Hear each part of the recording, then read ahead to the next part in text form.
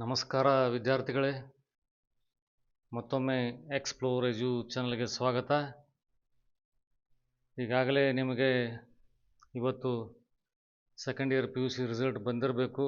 ಎಲ್ಲರಿಗೂ ತಮ್ಮ ತಮ್ಮ ಫಲಿತಾಂಶ ತಲುಪಿರಬೇಕು. ಯಾರ್ಯಾರು ಚೆನ್ನಾಗಿ ಮಾಡಿದಿರೋ ಎಲ್ಲರಿಗೂ ಅಭಿನಂದನೆಗಳು. Congratulations to all the students who have satisfied with their score. ಈಗಾಗಲೇ ನಿಮಗೆ PCM ಮಾರ್ಕ್ಸ್ ಕೂಡ ಬಂದಿರುತ್ತೆ. ಅದರಲ್ಲಿ ರಿಸಲ್ಟಲ್ಲಿ ಎಷ್ಟು ಪರ್ಸೆಂಟ್ ಬಂದಿದೆ ಅನ್ನೋದ್ರ ಮೇಲೆ ಮುಂದಿನ ಆ್ಯಕ್ಟಿವಿಟಿ, ಮುಂದಿನ ಕೆಲಸ ಅಂದರೆ KCET 2026. ಸೊ ಇನ್ನು KCETಗೆ 2 ವಾರ, ಹೆಚ್ಚು ಕಡಿಮೆ 15 ಡೇಸ್, 15 ದಿವಸ ಉಳಿದಿರೋದ್ರಿಂದ ಅದಕ್ಕೆ ಸಂಬಂಧಪಟ್ಟಂಗೆ, ಅದರ ತಯಾರಿ ಸಂಬಂಧಪಟ್ಟಂಗೆ ಅದರಲ್ಲಿ ಸ್ವಲ್ಪ ಮಾಹಿತಿ ಕೊಡೋಣ ಅಂತ ಈ ವಿಡಿಯೋ ಮಾಡ್ತಾಯಿದ್ದೀನಿ. ಯಾರು ಫಸ್ಟ್ ಟೈಮ್ ವಿಸಿಟ್ ಮಾಡ್ತಾಯಿರೋ ದಯವಿಟ್ಟು ಸಬ್ಸ್ಕ್ರೈಬ್ ಮಾಡಿ. ಇನ್ನು ಮುಂದೆ ಎಕ್ಸಾಮನ್ನು ಹಿಡ್ಕೊಂಡು ಕೌನ್ಸಿಲಿಂಗ್ ಮುಗಿಸಿ ಕಾಲೇಜ್ಗೆ ಅಡ್ಮಿಷನ್ ಆಗುವವರೆಗೂ ಕೂಡ ನಿಮಗೆ ಇಲ್ಲಿ ರೆಗ್ಯುಲರ್ ಅಪ್ಡೇಟ್ ಸಿಗ್ತಾ ಇರುತ್ತೆ, ಕ್ವಾಲಿಟಿ ಕಂಟೆಂಟ್ ಸಿಗ್ತಾ ಇರುತ್ತೆ. ಸೊ ಹೀಗಾಗಿ ದಯವಿಟ್ಟು ಸಬ್ಸ್ಕ್ರೈಬ್ ಆಗೋದಕ್ಕೆ ಮರೆಯಬೇಡಿ. ಸೊ PUC ರಿಸಲ್ಟ್ ಬಂದ ಮೇಲೆ ಇವಾಗ ನಿಮಗೆ ಒಂದು ಐಡಿಯಾ ಬರುತ್ತೆ. PCMಲ್ಲಿ ನಾನು ಎಷ್ಟು ಸ್ಕೋರ್ ಮಾಡಿದ್ದೀನಿ ಅಥವಾ PCBನಲ್ಲಿ ಎಷ್ಟು ಮಾಡಿದ್ದೀನಿ. ಆಮೇಲೆ ಒಳ್ಳೆಯ ರ್ಯಾಂಕ್ ಬರಬೇಕು ಅಂದರೆ ಇವಾಗ ನಾನು KCETನಲ್ಲಿ PCM ಅಥವಾ PCBನಲ್ಲಿ ಎಷ್ಟು ಸ್ಕೋರ್ ಮಾಡಬೇಕು ಅನ್ನೋದ್ರ ಬಗ್ಗೆ ನಿಮಗೆ ಒಂದು ಕ್ಲಿಯರ್ ಕಟ್ಟಾಗಿ ಐಡಿಯಾ ಸಿಗುತ್ತೆ. ಸೊ ಈ ಟಾಪಿಕ್ ಏನಪ್ಪ ಅಂತಂದರೆ, ಈ ಮುಂದೆ ಬರೋ 15 ದಿವಸಗಳಲ್ಲಿ ನೀವು ನಿಮ್ಮ KCET ತಯಾರಿಯನ್ನು ಯಾವ ಥರ ಗೇರಪ್ ಮಾಡ್ಕೋಬೇಕು, so that you will have a final punch on your preparation. ಒಂದು ಫೈನ್ ಟ್ಯೂನ್ ಮಾಡಿಕೊಂಡು ಒಳ್ಳೆಯ ರ್ಯಾಂಕನ್ನು ಬೂಸ್ಟ್ ಮಾಡೋ ಥರ ನಿಮಗೆ ಯಾವ ಥರ ತಯಾರಿ ಮಾಡ್ಕೋಬೋದು, ಮತ್ತು ಕೊಟ್ಟಿರೋ ಸಮಯದಲ್ಲಿ ಮ್ಯಾಕ್ಸಿಮಮ್ ಕ್ವಶನ್ಸನ್ನು ಸಾಲ್ವ್ ಮಾಡಿ ಆಪ್ಷನ್ನ ಎಂಟ್ರಿ ಮಾಡೋದು ಹೇಗೆ. ಸೊ ಅದ್ರ ಬಗ್ಗೆ ನಾನು ನಿಮಗೆ ಕಂಪ್ಲೀಟ್ ಇನ್ಫಾರ್ಮೇಷನ್ ಕೊಡ್ತೀನಿ. ಈ ವಿಡಿಯೋನ ಕೊನೆವರೆಗೂ ನೋಡಿ. ನಿಮಗೆ ತುಂಬ ಹೆಲ್ಪ್ಫುಲ್ ಆಗ್ತಾ ಇರೋ ವಿಡಿಯೋ ಇದು. ಯಾಕಂದರೆ ಇವಾಗ ಮುಂದೆ ಬರೋ 15 ದಿವಸಗಳಲ್ಲಿ ಈ ಪ್ರೆಸೆಂಟ್ ಸಿಚುವೇಶನ್ ಏನಿರುತ್ತೆ ನಿಮ್ಮ ಪ್ರಿಪ್ರೇಷನಲ್ಲಿ, ಅದಕ್ಕೆ ಒಂದು ಫೈನ್ ಟ್ಯೂನ್ ಮಾಡಿ ಫೈನಲ್ ಪಂಚ್ ಕೊಡೋದಕ್ಕೆ ಇದು ತುಂಬ ಹೆಲ್ಪ್ಫುಲ್ ಆಗುತ್ತೆ. So coming back to the main topic. So ಮತ್ತೊಮ್ಮೆ ಎಲ್ಲರಿಗೂ ಸ್ವಾಗತ. KCET 2026 crash strategy, 3 round method. ನಿಮ್ಗೆ ಗೊತ್ತಾಗಿರ್ಬೇಕು ಈ ಟೈಟಲ್. ಕ್ವಶನ್ಸನ್ನು ಯಾವ ಥರ ನೀವು ಅಟೆಂಪ್ಟ್ ಮಾಡಬೇಕು to boost up your rank. 3 round method to boost your rank. ಆಯಿತಾ? ಕ್ರ್ಯಾಶ್ ಸ್ಟ್ರಾಟಜಿ ಯಾಕೆ ಕೊಟ್ಟಿದ್ದೀನಿ ಅಂದರೆ, ಕೊನೆಯ 15 ದಿವಸಗಳಲ್ಲಿ ಮಾತ್ರ ನೀವು ಯಾವ ಥರ ಇದನ್ನು ಅಟೆಂಪ್ಟ್ ಮಾಡಬಹುದು. So that you will get a satisfactory score and the rank combining with your PCM score in second year PU. ಗೊತ್ತಾಯ್ತಲ್ಲ? ಸೊ ಅದರ ಪ್ರಕಾರ ನೋಡೋದಾದರೆ, what you should now. KCET ಬಗ್ಗೆ ನೀವು ಫಸ್ಟ್ ಫೋಕಸಲ್ಲಿ, ಫಸ್ಟ್ ಪಾಯಿಂಟಲ್ಲಿ ಏನು ಗೊತ್ತಿರಬೇಕು ಅಂತಂದರೆ, KCET is A speed based exam. ನಿಮ್ಗೆ ಗೊತ್ತಿರುವಂಗೆ 60 ಕ್ವಶನ್ಸು, 70 ನಿಮಿಷ. ನಾನು ಆಲ್ರೆಡಿ ಹೇಳ್ದಂಗೆ it is A time based, speed based and accuracy based exam, not your theory based exam. ಅದರ ಜೊತೆಗೆ it is not about knowledge but execution. ನೀವೇನು ತಯಾರಿ ಮಾಡ್ಕೊಂಡು ಬಂದಿರ್ತೀರಿ ಅದನ್ನು ಕರೆಕ್ಟಾಗಿ ಎಕ್ಸಿಕ್ಯೂಟ್ ಮಾಡಿ, ಕೊಟ್ಟಿರೋ ಸಮಯದಲ್ಲಿ ಮ್ಯಾಕ್ಸಿಮಮ್ ಕ್ವಶನನ್ನು ಕರೆಕ್ಟಾಗಿ ಮಾಡ್ಕೊಂಡು ಹೋಗೋದೇ ಈ ಎಕ್ಸಾಮದು main strategy. Other than that you will not be using any of your intelligence ಇದ್ದರೂ ಕೂಡ ಅದನ್ನು ಎಕ್ಸಿಕ್ಯೂಟ್ ಮಾಡೋದು ಕಲಿಯೋದೇ ಈ ವಿಡಿಯೋದು main intention. How you can execute your preparation on the day of your exam. ನಿಮ್ಮ ಪರೀಕ್ಷೆ ಟೈಮಲ್ಲಿ, ಪರೀಕ್ಷೆ ದಿನ ಇದನ್ನು ನೀವು ಯಾವ ಥರ ಕಾರ್ಯರೂಪಕ್ಕೆ ತರುತ್ತೀರಿ ನಿಮ್ಮ ತಯಾರಿಯನ್ನು ಅನ್ನೋದೇ ಈ ವಿಡಿಯೋದ ಮುಖ್ಯ ಉದ್ದೇಶ. ಇದರಲ್ಲಿ ಮುಖ್ಯವಾಗಿ marks will train you in the real exam performance. ನಿಮಗೆ ಒಂದು ಕರೆಕ್ಟ್ ಐಡಿಯಾ ಸಿಗುತ್ತೆ ಮಾರ್ಕ್ ಎಕ್ಸಾಮ್ಸ್ ಬರೋದ್ರಿಂದ. ಎಷ್ಟು ನಿಮಿಷದಲ್ಲಿ ಎಷ್ಟು ಕ್ವಶನ್ಸ್ ಬಿಡಿಸ್ತೀರಿ, ಒಂದು ಕ್ವಶನ್ಸಿಗೆ ಅವನ ಎವರೇಜ್ ಎಷ್ಟು ನಿಮಿಷ ಸ್ಪೆಂಡ್ ಮಾಡ್ತೀರಿ, ಎಷ್ಟು ಪಾಸಿಟಿವ್ ಮಾರ್ಕ್ಸ್ ಬರುತ್ತೆ, ಎಷ್ಟು ನೆಗೆಟಿವ್ ಮಾರ್ಕ್ಸ್ ಬರುತ್ತೆ, ಇದೆಲ್ಲ ಗೊತ್ತಾಗುತ್ತೆ. Positive progress against a time is the key to success. ಇದು ತುಂಬ ಇಂಪಾರ್ಟೆಂಟ್ ನಿಮಗೆ. ಯಾಕಂದರೆ ಮಾರ್ಕ್ ಟೆಸ್ಟ್ ತೊಗೊಂಡು ಹೋಗ್ತಾ ಇರಬೇಕಾದ್ರೆ ಟೆಸ್ಟ್ ಬೈ ಟೆಸ್ಟ್ ನಿಮ್ಮ ಎಫಿಷಿಯನ್ಸಿ ಅಂದರೆ questions per minute, questions per seconds, ಇದು ಇಂಪ್ರೂವ್ ಆಗ್ತಾ ಹೋಗಬೇಕು, ಜಾಸ್ತಿ ಆಗ್ತಾ ಹೋಗಬೇಕು. that should give a positive trend while solving and working on your mock test. This is in general, in simple way, time based, accuracy based exam. ನಾನು already ಹೇಳ್ದಂಗೆ adapt real exam simulation. Marks exam ತಗೊಳ್ಳೋದು main ಉದ್ದೇಶ ಅಂದರೆ you will adapt real exam simulations as it is in the real exam. Pen, paper and marker, OMR sheet ಅದನ್ನು ಮುಂದೆ ಇಟ್ಕೊಂಡೇ ನೀವು mock test ತೊಗೋಬೇಕು. ಅದರಲ್ಲಿ ನೀವು ಕ್ಲಾಕನ್ನು ಸೆಟ್ ಮಾಡಿ 70 ಮಿನಿಟ್ಸ್ ಪರ್ ಸಬ್ಜೆಕ್ಟ್ ಅಥವಾ ಪರ್ ಪೇಪರ್ ಗೊತ್ತಿರುತ್ತೆ ನಿಮಗೆ. Focus on first 60 minutes, keep 10 minutes buffer. ಈ 10 ಮಿನಿಟ್ಸನ್ನು ಯಾಕೆ ಇಡಬೇಕಂತಂದರೆ ನಿಮಗೆ ಮುಂದೆ ಬರೋ ಸ್ಲೈಡ್ಸಲ್ಲಿ ಗೊತ್ತಾಗುತ್ತೆ. Focus on first 60 minutes. ನೀವು ಮಾಕ್ ಟೆಸ್ಟ್ ತೊಗೋಬೇಕಾದ್ರೆ think that you have only 60 minutes and you have 60 questions. So this will help you to work under pressure. There should not be any distractions. Follow strict timings. Measure time per question. ನಾನು already ಹೇಳ್ದಂಗೆ ಪ್ರತಿ ಕ್ವಶನ್ಸ್ಗೂ ಎಷ್ಟು time ತೊಗೊತೀರ ನೋಡ್ಕೋಬೇಕು ನೀವು.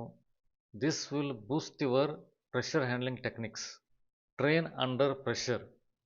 ಯಾಕಂದರೆ ಅಲ್ಲಿ clock tick ಆಗ್ತಾ ಇರೋದನ್ನು ಟಿಕ್ ಟಿಕ್ ಟಿಕ್ ಟಿಕ್ ಅಂತ ಹೋಗ್ತಾ ಇರುತ್ತೆ. ಅದ್ರ ಜೊತೆಗೆ ನಿಮಗೆ ಮೈಂಡಲ್ಲಿ ಪ್ರೆಷರ್ ಬಿಲ್ಡ್ ಆಗ್ತಾ ಇರುತ್ತೆ. ಆವಾಗ ಪ್ರೆಷರಲ್ಲಿ ನೀವು ಒಂದೊಂದು ಕ್ವಶನ್ ಸಾಲ್ವ್ ಮಾಡ್ಬೇಕಾದ್ರೆ ಜಾಸ್ತಿ ಟೈಮು ಕೂಡ ತೊಗೋತೀರ. ಸಾಲ್ವ್ ಮಾಡಿದ ಮೇಲೆ ಆನ್ಸರ್ ಬರೋದಿಲ್ಲ, ತಪ್ಪಾಗಿ ಆನ್ಸರ್ ಮಾರ್ಕ್ ಮಾಡ್ತೀರಾ. ಗೊತ್ತಾದಮೇಲೆ ತಿರ್ಗಾ ಅದೇ ಕ್ವಶನ್ ಅಟೆಂಪ್ಟ್ ಮಾಡ್ತೀರಾ. This can be avoided. ಇದನ್ನು ನೀವು ಮಾಕ್ ಟೆಸ್ಟಲ್ಲಿ ಕರೆಕ್ಟಾಗಿ ಜಜ್ಮೆಂಟ್ ತೊಗೊಂಡು ಮಾಡಿದರೆ ಇದನ್ನೆಲ್ಲ ನೀವು ರಿಯಲ್ ಎಕ್ಸಾಮಲ್ಲಿ ಅವಾಯ್ಡ್ ಮಾಡ್ಬೋದು. ಸೊ ಅದಕ್ಕೆ ನಾನು ಹೇಳೋದು 70 ಮಿನಿಟ್ಸ್ ಪರ್ ಪೇಪರ್ ಅಥವಾ ಸಬ್ಜೆಕ್ಟ್ ಇದ್ದರೂ ಕೂಡ think that you have only 60 minutes per 60 questions. ಮುಖ್ಯವಾಗಿ ಬರೋದಾದರೆ 3 ರೌಂಡ್ ಸ್ಟ್ರಾಟಜಿ. ಪೇಪರನ್ನು 3 ರೌಂಡಲ್ಲಿ ಬಿಡಿಸ್ಬೇಕು. ಈ 3 ರೌಂಡಲ್ಲಿ ಯಾವ ಥರ ಬಿಡಿಸ್ಬೇಕು, ಯಾವ ಥರ ನೀವು ಟೈಮ್ ಅಲೋಕೇಟ್ ಮಾಡಬೇಕು ಅನ್ನೋದನ್ನು ನಾನು ನಿಮ್ಗೆ ತೋರಿಸ್ತೀನಿ. First of all round 1 focus. First ರೌಂಡಲ್ಲಿ 0 to 30 ಮಿನಿಟ್ಸ್.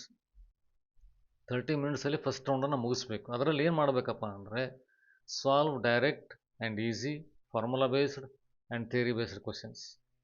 ನೀವು ಕ್ವಶನ್ಸನ್ನು ಓದಿದ ತಕ್ಷಣ ಆನ್ಸರ್ ಬರುವಂಥ ಕ್ವಶನ್ಸ್ಗಳಿದ್ದರೆ ಅವನ್ನ ಫಸ್ಟ್ ರೌಂಡಲ್ಲಿ ಪಿಕ್ ಮಾಡಿ ಇಮಿಡಿಯೇಟ್ಲಿ ನೀವು ಆನ್ಸರ್ನ ಟಿಕ್ ಮಾಡ್ತಾ ಹೋಗಬೇಕು OMR ಶೀಟಲ್ಲಿ. Which requires very minimum or less calculations. ಅವ್ರು ಸಮ್ಟೈಮ್ಸ್ ಏನಾಗುತ್ತೆ ಥಿಯರಿ ಬೇಸ್ಡ್ ಕ್ವಶನ್ಸ್ ಕೂಡ ಇರ್ತವೆ, ಅದರಲ್ಲಿ ಕನ್ಸೆಪ್ಟ್ ಇರುತ್ತೆ ಸ್ವಲ್ಪ. ಆ ಕನ್ಸೆಪ್ಟನ್ನ ಅರ್ಥ ಮಾಡಿಕೊಂಡು ಡೈರೆಕ್ಟಾಗಿ ನೀವು ಆನ್ಸರ್ನ ಟಿಕ್ ಮಾಡ್ಬೋದು. ಅಂಥ ಕ್ವಶನ್ಸನ್ನು ನೀವು ಫಸ್ಟ್ ರೌಂಡಲ್ಲಿ ವಿತಿನ್ 30 ಮಿನಿಟ್ಸಲ್ಲಿ ಅಟೆಂಡ್ ಮಾಡಬೇಕು.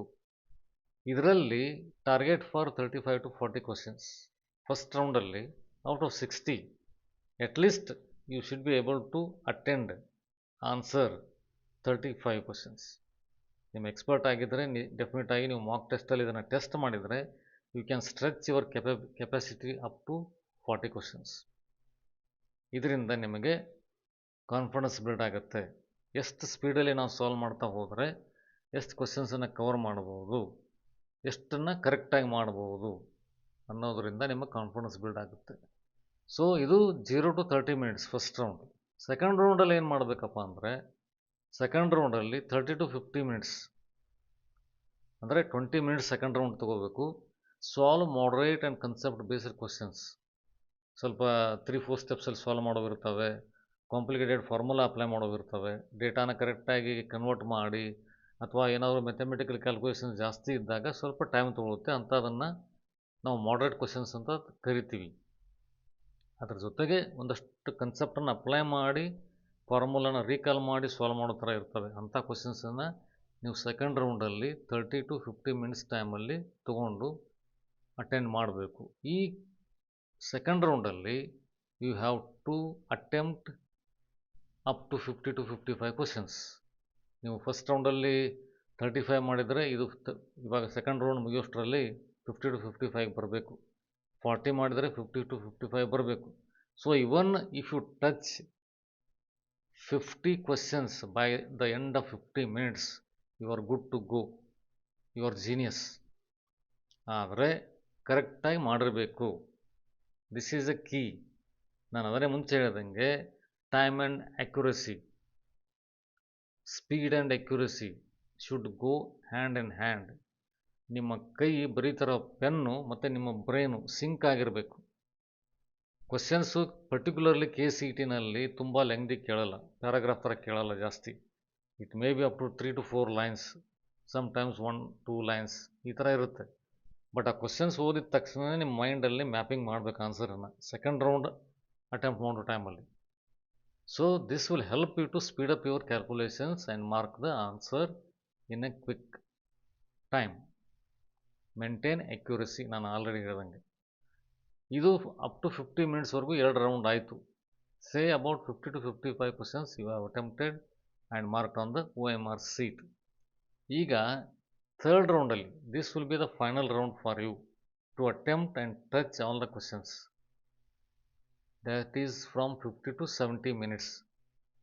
Attempt remaining questions even though it is difficulty, and if you know that ನಿಮಗೆ ಗೊತ್ತಿದ್ದರೆ ಕ್ವಶನ್ ಸಾಲ್ವ್ ಮಾಡೋಕ್ಕೆ ಬರ್ತಿದ್ದರೆ ಅದನ್ನು ಥರ್ಡ್ ರೌಂಡಲ್ಲಿ ಡಿಫಿಕಲ್ಟ್ ಇದ್ದರೂ ಕೂಡ ತೊಗೊಂಡು ಅಟೆಂಪ್ಟ್ ಮಾಡಿ ಕ್ಯಾಲ್ಕುಲೇಷನ್ನ ನೀಟಾಗಿ ಮಾಡಿ ಆನ್ಸರ್ನ ಕರೆಕ್ಟಾಗಿ ಟಿಕ್ ಮಾಡಿ.